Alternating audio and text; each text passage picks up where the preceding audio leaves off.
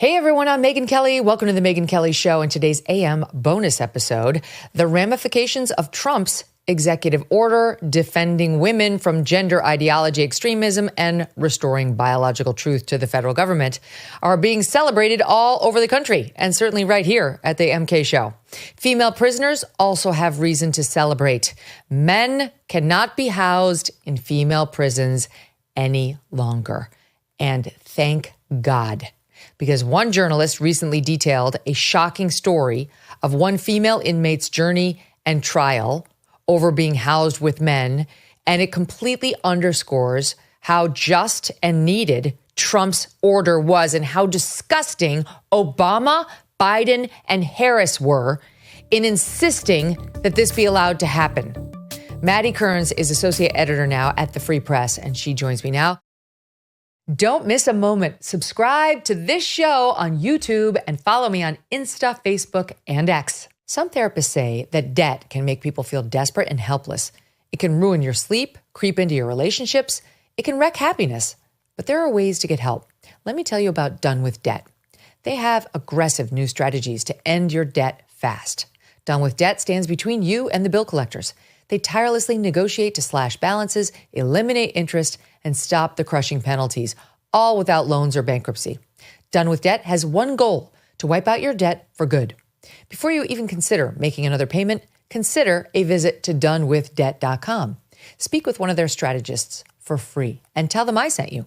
But you do need to hurry because some of these debt solutions are time sensitive and you don't want to miss out. Go to donewithdebt.com. Donewithdebt.com. Maddy, good to see you again. How you doing? I'm doing well. Thanks for having me. Okay, so tell us a story. Start with the opening. Who is the prisoner and what happened to her? Sure. Her name is Ronda Fleming. She's serving a 27-year sentence for Medicare fraud in the federal prison system. And she's been in there since 2009, so before the Obama era policy got into play. And really since then, she's been housed with multiple men in various federal prisons throughout the country. And she's been trying to protest this. She's been trying to fight for women-only spaces in prisons for a long time. She had a lawsuit that was unsuccessful in 2017. The Trump administration, first time round, did roll back some of this stuff, but they certainly haven't been as forceful as they've been this time. And then she just had this recent lawsuit against the Biden administration, which once again allowed much more permissive policies. And that lawsuit was held in district court in Florida on the 14th of January. And the judge ruled against her and found that her claim that being housed with two men violated her constitutional right to bodily privacy. He found that this wasn't persuasive because she did have access to some shower curtains and partitions in the restrooms and so on. And so he ruled against her. Now, I spoke to her lawyer on Friday and he said to me, well, we're hoping that she won't have to appeal, or at least that the appeal, it won't all depend on the appeal, because hopefully Trump will come in and change the policy. And looks like he got his wish, because we broke the story on Sunday that is exactly what Trump has done with his new executive order.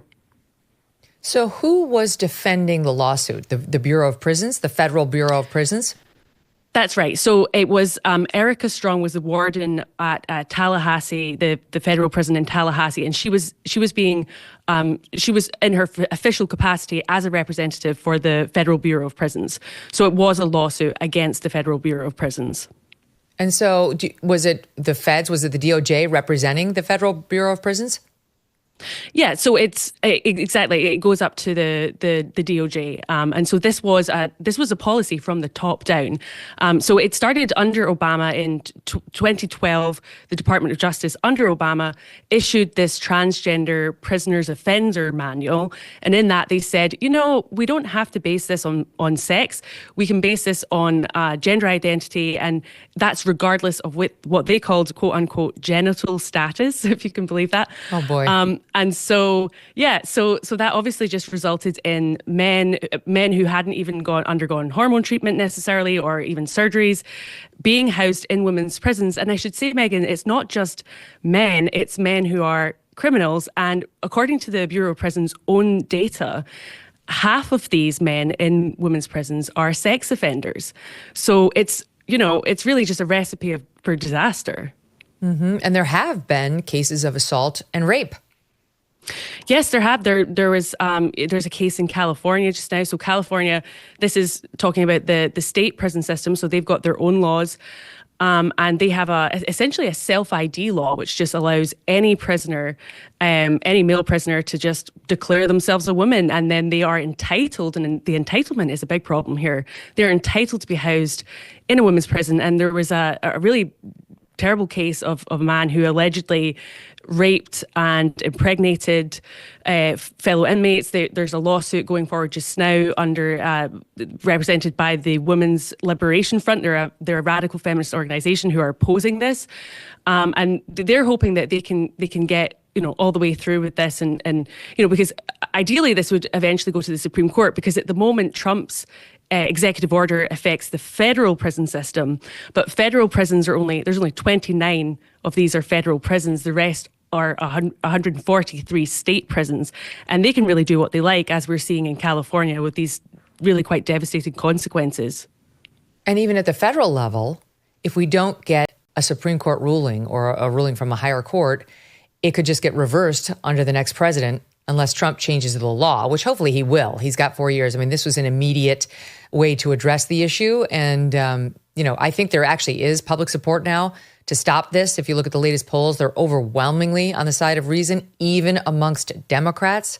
So I actually think there is the opportunity for legislation here. But I don't know. The Democrats tend to be very cowardly on these issues. So what we'd really like to see is a law passed by Congress and signed by Trump that puts this executive order into permanent place. But short of that, a court ruling, especially from the Supreme Court, would be ideal. So the lawfare that's happening does matter. So what happens now? So she lost. By the way, what do we know the background of the judge who didn't think it was a big deal and thought she could just protect herself with a shower curtain? Yeah, I mean, I don't know too much about his background, so I don't want to sort of speculate, but I think it'd be safe to say he's maybe got like a more liberal record on some of these issues. And I think the lawyer also said, I think maybe Ronda, the plaintiff, got a little nervous, and there were some, discrepancies between her deposition and her the evidence she gave in court. So I think it wasn't like the dream day in court they'd been hoping for. But even still, yeah, I mean, the fact that he ruled against her is obviously quite a statement. It should be a very easy case, you would think, especially, most Americans can see this for what it is. I did think it was very interesting that Erica Strong, the warden of Tallahassee Prison, said in her statement, this is really about Ronda Fleming not wanting to be housed with prisoners she views as different to her. And you think, wow, we're not just talking about just thinking like, oh, I don't like that woman, she's too tall, or I don't like that woman, she's too fat. We're talking about an objective, recognized difference here, right, between male and female. And the fact that this has been framed as being a sort of subjective thing is really, really troubling. And I think that is one thing, with Trump's executive order, it's going to take time to implement. There's going to be a lot of litigation from, LGBT activists. And I'm sure a lot of these transgender inmates are going to sue if anyone tries to move them out of the women's prisons. But what it does do is it clarifies this very question. It says, no, wait a minute here. We are pointing to something objective. We're pointing to facts. We're pointing to biological sex, the only kind of sex that there is. And so this is what we need to be rooting our laws and our policies in order to keep women safe. What's interesting is now it's Pam Bondi's, potentially, DOJ. I don't think she's not going to have any trouble getting confirmed. And it's Trump's government. So the DOJ has the prerogative not to pursue, appeals in certain cases or fight back on the Bureau of Prisons in certain cases. So I would imagine if Ronda filed this lawsuit, under President Trump, you might not even get a DOJ objecting to it. She might just win. She could get potentially even a declaratory judgment that she had the right not to live with men behind closed bars. But where it will be trickier is where the trans person sues to say, I have the right to go in. Then Pam Bondi will go into court and say, no, you don't. We have a new federal policy. So there will be court decisions coming out, probably in droves now. By the way, this guy was an Obama appointee. But we're going to start to see a bunch of court decisions now. And I think this is probably generally the beginning of a big case going up to the Supreme Court, which is what the trans community doesn't want. not with 6'3" conservative to lib. They don't want it as well because I think the policy is fundamentally indefensible. It's obviously dangerous. It's demonstrably dangerous to women to have convicted male felons housed with them. We've seen the results of this. Like I said, half of them, at least in the federal system, half of them are sex offenders. I mean, come on, that's just like, and I should mention as well, I interviewed a former jailmate of Ronda's who's now released, but they spent some time together and became close friends. And she was telling me, she said she'd been raped like before going into prison. She said this is very common in prison, that a lot of women who get into a life of crime have been sexually abused. And so if you just imagine, talk about cruel and unusual punishment, just being in a confined space with men who may have assaulted other women, could potentially assault you. You've been assaulted in the past. I mean, that's just, it's really unjust on just so many levels. It's a nightmare. So do you know how Ronda's feeling in the wake of Trump's EO?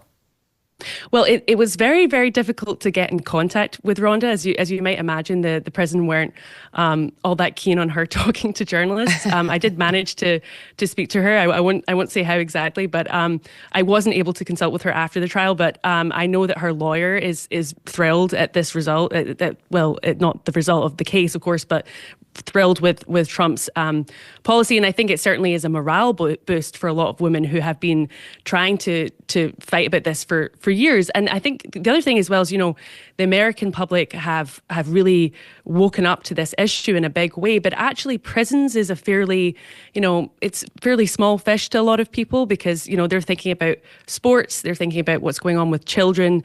They're not necessarily thinking about women's prisons. It's a kind of niche population. And so it's been all the harder for them to get people to pay attention, get people to care. And I think that, they're hopeful that with the change of administration, with this new focus on it, that they're going to get some attention and rightfully get the public behind them. It's amazing when you think about it. You think about all the attacks on Trump when it comes to women. I made my debate question to him about the things he had said about women at that point as a celebrity. But of course, then all hell was unleashed against him after the Access Hollywood tape and all these women coming forward to say this, that, the other thing about Trump, E. Jean Carroll, whatever that was. And has Obama, has Biden, have they even arguably done more for women than Trump, who passed the anti-sex trafficking law, who on his first day in office signs the sweeping executive order to protect female prisoners, not exactly the most popular group in America, not to mention girls in sport, not to mention women in their private spaces, throughout university systems. So just a sweeping protection of women and women's rights for which he will get no credit at all, Maddy. Yeah, it's interesting, Megyn. I'm from the UK, and I know this issue has played out slightly differently over there, and there's been a lot of feminists and voices on the left who've been very critical of the transgender policy agenda.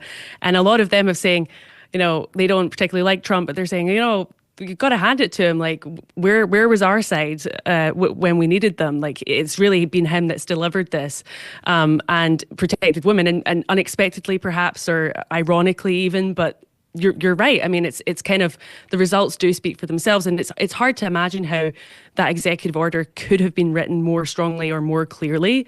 It was just beautiful.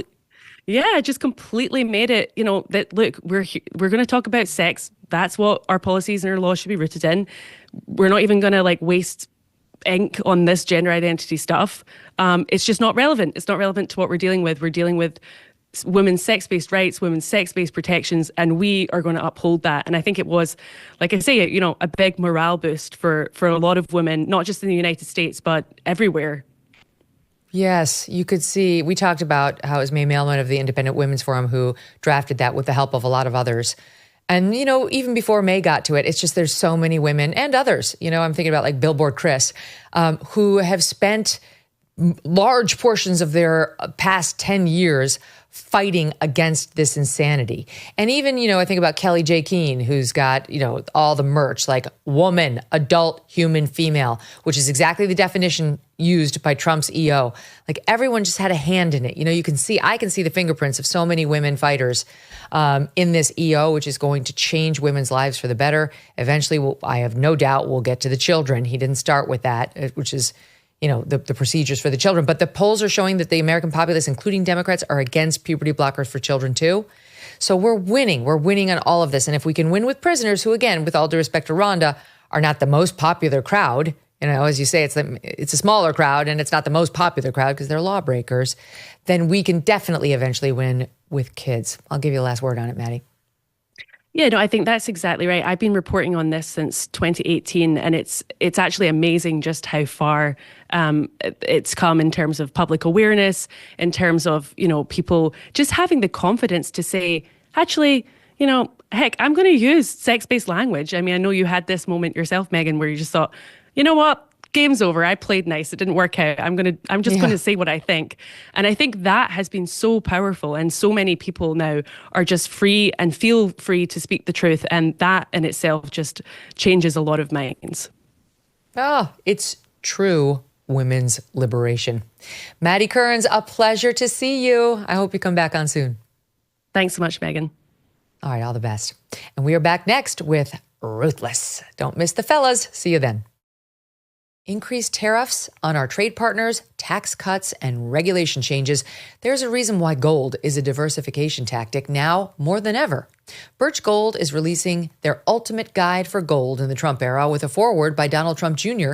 To get your free copy, along with Birch Gold's free information kit on gold, text MK to the number 989898. Here are the facts. The national debt continues to increase. Our interest payments on the national debt continue to increase. So gold is an important option, and it can be your hedge against a weakened dollar. Birch Gold can convert an existing IRA or 401k into a tax-sheltered IRA in gold. Text MK to 989898 for your free copy of the ultimate guide for gold in the Trump era. There's no obligation, just information. With an A+ rating from the Better Business Bureau, countless 5-star reviews, and thousands of happy customers, find out more about Birch Gold. There is a reason so many people love these guys and take all or just a small part of their existing IRAs and move them over into gold with Birch. Text MK to the number 989898 today.